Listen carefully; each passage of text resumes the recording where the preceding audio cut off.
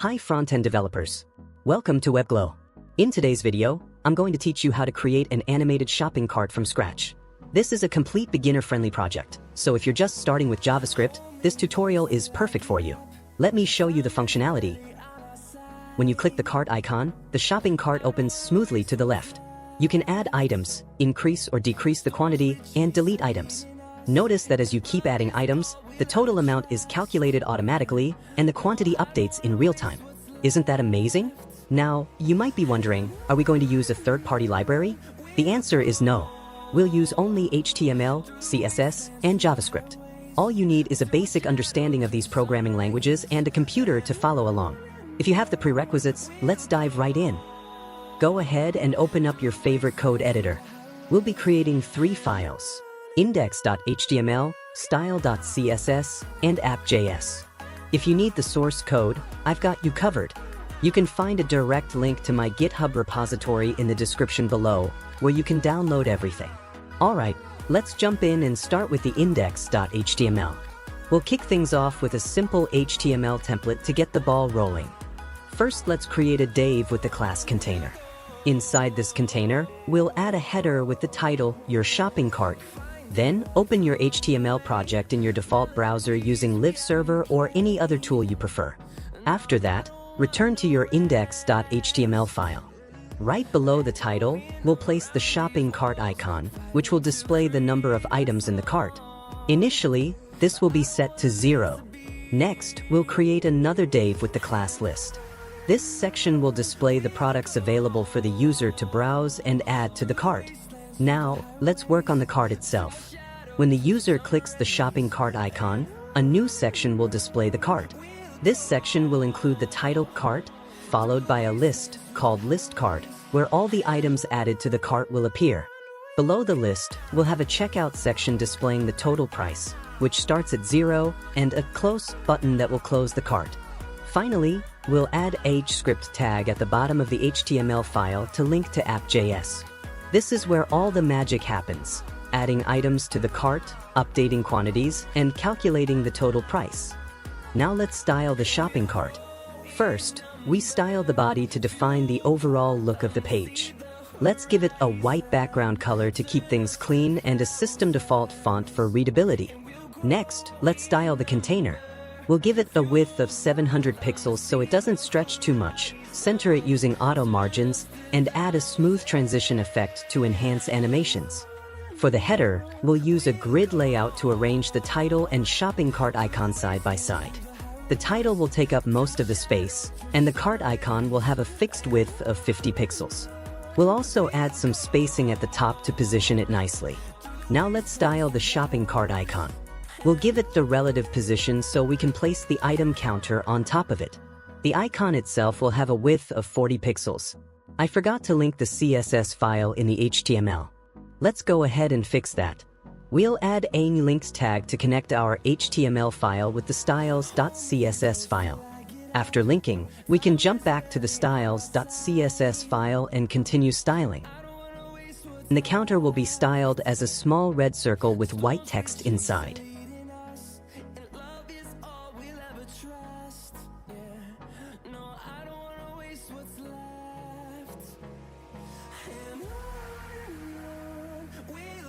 Next, we move on to the list of products. We'll use a grid layout to organize the products into 3 equal columns. For the cart section, we'll style it as a fixed panel on the side of the screen. We'll set its width to 400 pixels and give it a dark background color. It starts hidden on the right, and when active, it slides into view smoothly thanks to a transition effect. Inside the cart, we'll style the title to have white text, and the list of items will be displayed in rows. Each row will include a product image, name, price, and quantity controls. Finally, for the checkout section, we'll use a grid layout to divide it into 2 buttons. One button will show the total price, and the other will be used to close the cart. Each button will have its own color scheme to make them visually distinct and clickable.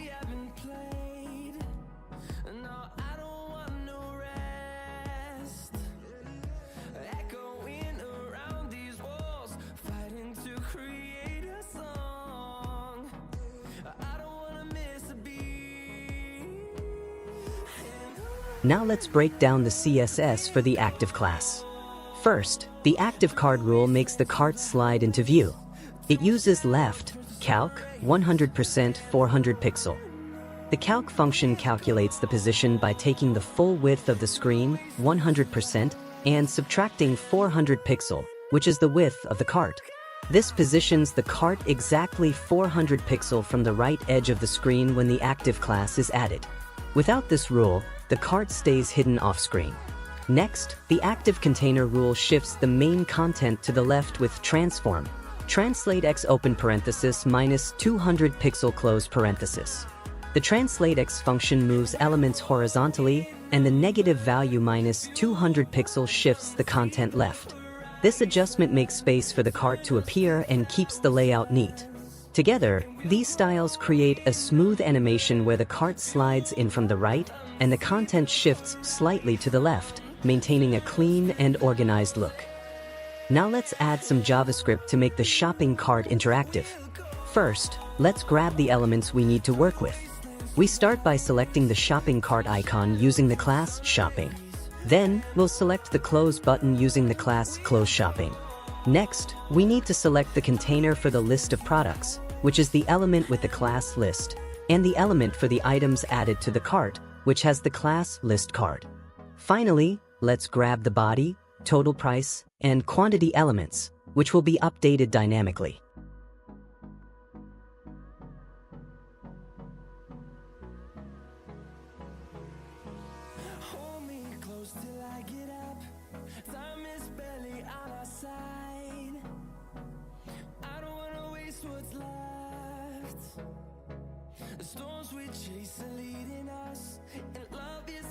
Next, let's add event listeners to the shopping cart icon and the close button.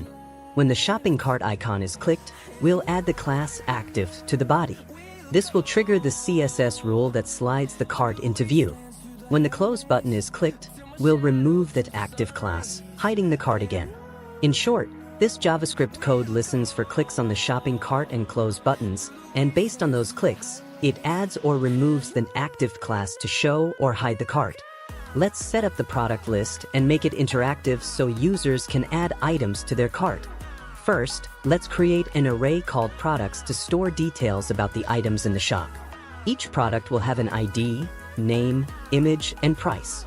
This array will hold all the products the user can choose from.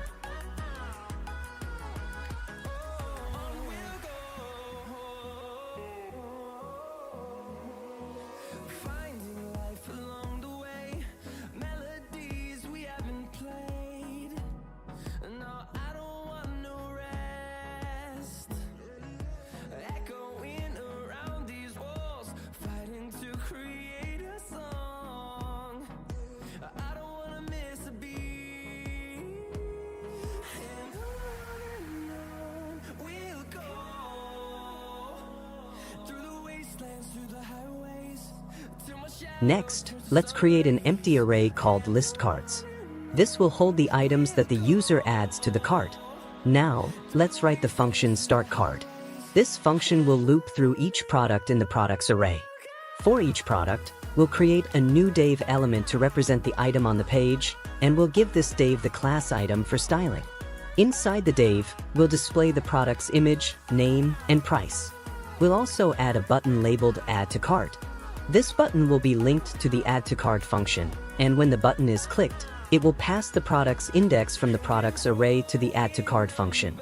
This will allow the user to add the item to their cart.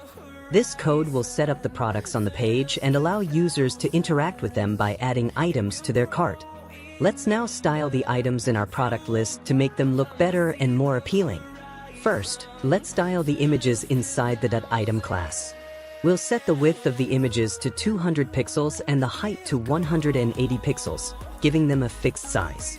We'll also round the corners of the images by setting the border radius to 30%. Now, let's move on to the item class itself. We'll center the text and give the item a background color of light gray.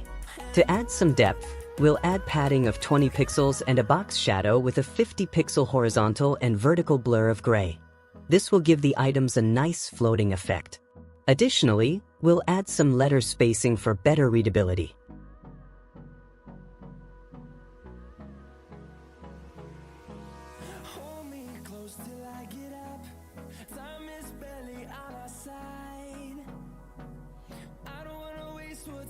Next, let's style the title class.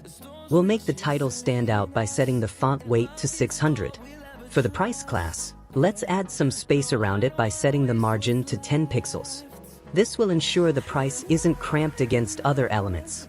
Finally, let's style the button inside the item. We'll set its background color to dark slate gray, with white text to create contrast. We'll give it padding of 10 pixels and make it take up the full width of the container. To make it interactive, we'll add a pointer cursor when hovered over, so users know it's clickable. This CSS will make the products look cleaner and more user-friendly. Let's walk through the Add to Card and Update Card functions in a way that makes it easy to follow as we build this functionality together. First, let's create the Add to Card function. This function ensures that a product is added to the shopping cart only if it's not already there. We'll use the list cards array to track products in the cart. If the product at a specific key in the list cards array is null, that means it's not in the cart yet. In that case, we'll add the product from the products array to the list cards array and set its quantity to 1. This step makes sure the product is added correctly the first time. Next, let's create the update card function. This function will handle refreshing the cart's display, recalculating totals, and dynamically showing changes when items are added or updated. First, we clear the cart's current contents by setting the inner HTML of the list card element to an empty string. This ensures that old data doesn't get mixed with new updates. Then, we initialize two variables, count and total price, to track the total number of items in the cart and the overall cost. Now, let's loop through the list cards array using the forEach method. We calculate the total price for that product by multiplying its quantity by its price and add it to the total price variable. At the same time, we add the product's quantity to the count variable. After that, we create a new list item using the createElement method and format it to include the product's image, name, price, and buttons for adjusting the quantity.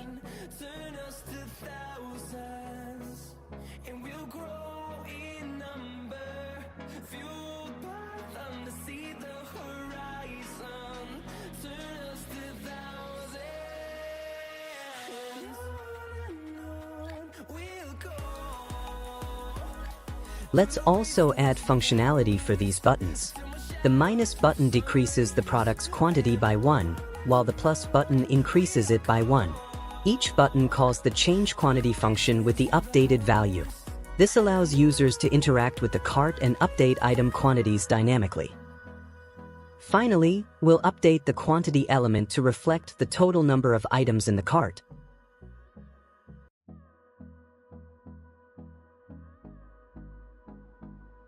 Then we'll call the update card function within the add to cart function.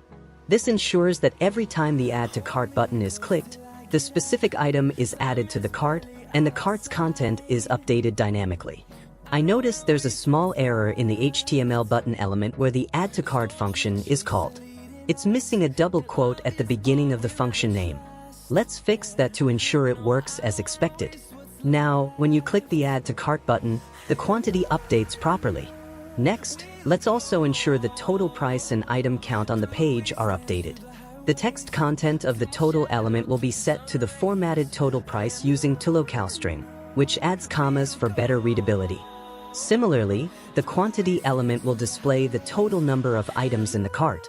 These two functions work seamlessly together to create a smooth and interactive shopping cart experience for users. Now let's style the items added to the cart to make them visually appealing and well organized. First, let's style the images inside the cart items using listCardLimg. We'll set the width to 90 pixels and the height to 80 pixels, ensuring the images are uniformly sized. To make them look polished, we'll round the corners by setting the border radius to 20 pixels. Next, let's work on the overall structure of the cart items with listCardLi. We'll use display grid to create a grid layout. The grid template columns property is set to 100 pixels repeat 3.1 fr. This means the first column will have a fixed width of 100 pixels, and the next 3 columns will share the remaining space equally. We'll also set the text color to white using color white, add a row gap of 10 pixels for spacing, and create some separation between items by setting the margin bottom to 20 pixels. Now let's style the individual divs inside each cart item with list card li div. We'll use display flex to align the content properly. The justify content center property will center items horizontally, and align items center will center them vertically. Next, let's move on to the buttons using list card button. We'll set the width to auto, so the buttons adapt to their content size.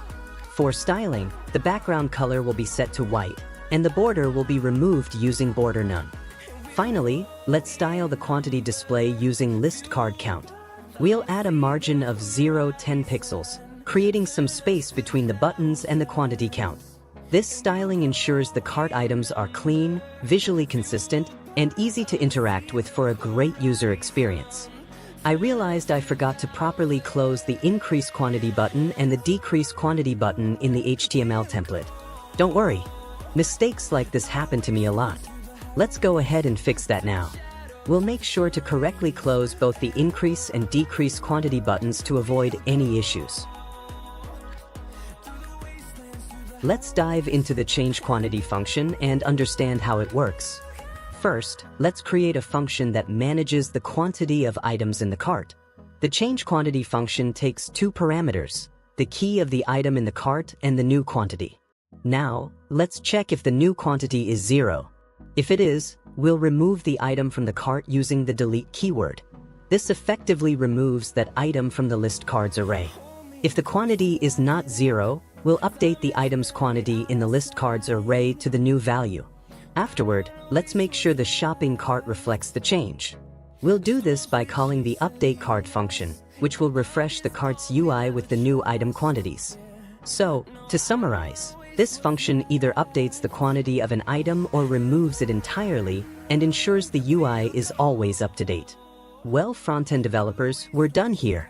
In the next video, I'll show you how to build a complete animated e-commerce website with a dynamic design from scratch. So make sure you subscribe and activate the bell notifications so you don't miss it.